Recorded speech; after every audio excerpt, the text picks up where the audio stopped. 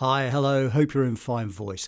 Today I'm going to talk about directed sessions. Now, sometimes, even though you're working from home, the client will want to listen in and actually direct you. So they'll want to make it seem like they're there with you, and they can give you some pointers about speed, pitch, tonality, and just advise you on how to perform the script, which is quite useful really, because they'll be communicating with you in a live session.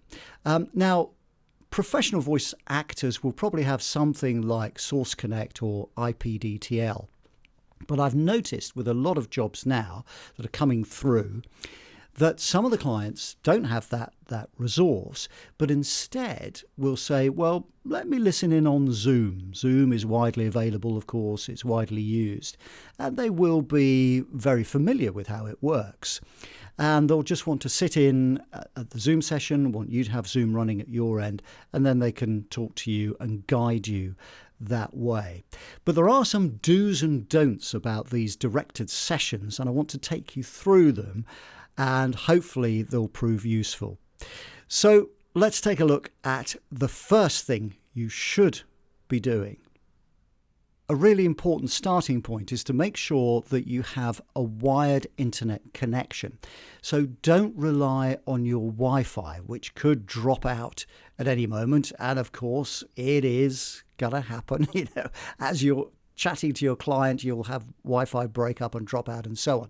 So actually using an Ethernet cable and attaching that to your router will give you a bit more stability and give you that confidence that hopefully the internet connection is not going to drop out and it's not going to be a frustrating time for you and the client.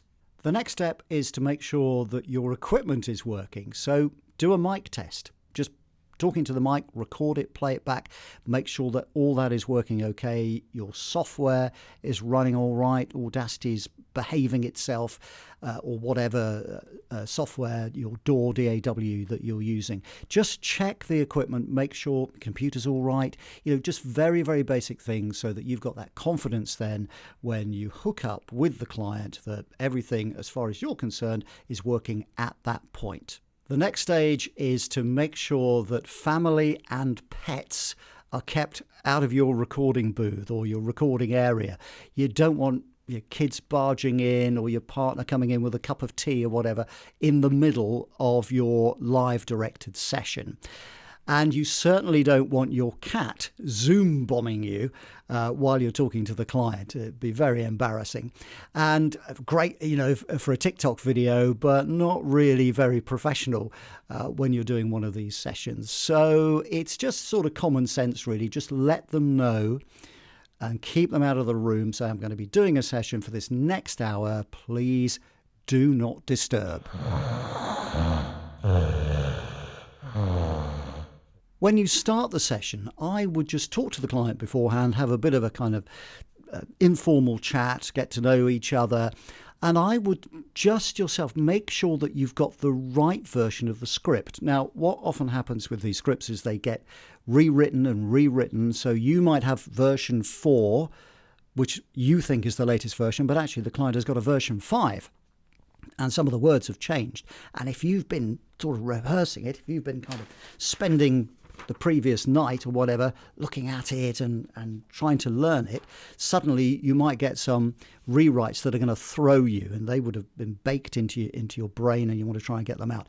So just say to the client, can I just double check with you this is the version of the script, I've got the right one? And if not, can they email it straight over to you? That's all they need to do.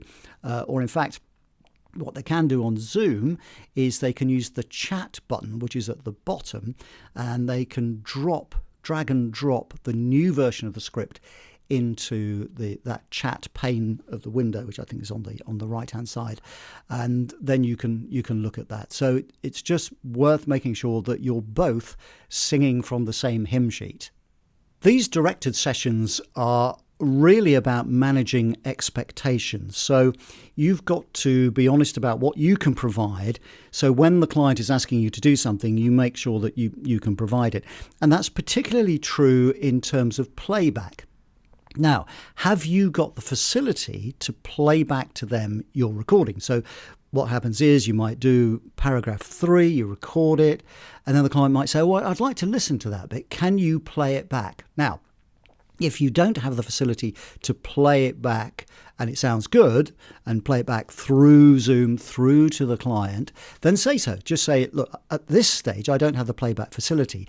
However, what I can do is send you an MP3 version. I can just do that. Again, you can just pop it into the chat, record on Audacity, and then just send it off to the client and just say, do you want to check it at your end? Does it sound okay? Am I doing the right thing? Are you happy with that recording? And then you can go further with it, move on to the next stage. So I think managing expectations, and particularly about what you can and can't do in terms of playback, is important.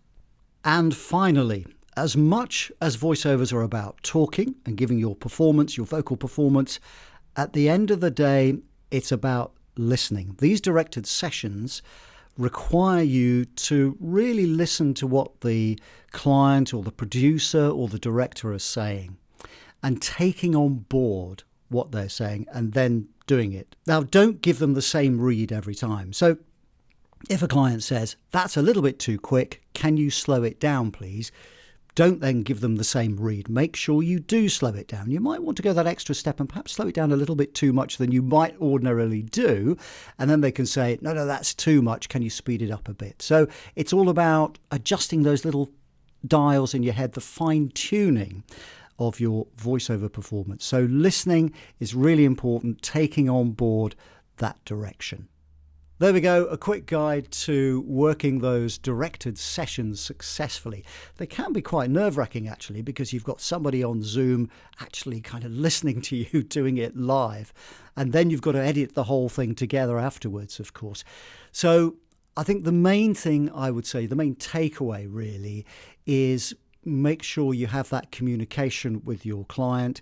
You've got your equipment working, your Wi-Fi, you're bypassing the Wi-Fi with an Ethernet direct wired connection to your router, and just listening to what they say, and have fun with it as well. It is nerve-wracking, but chat to your client. They only want to get the best out of you, and you want to give your best performance. So enjoy the collaboration, and it should work well for you. All right, thanks very much for watching today. Look after your voice, and see you next time.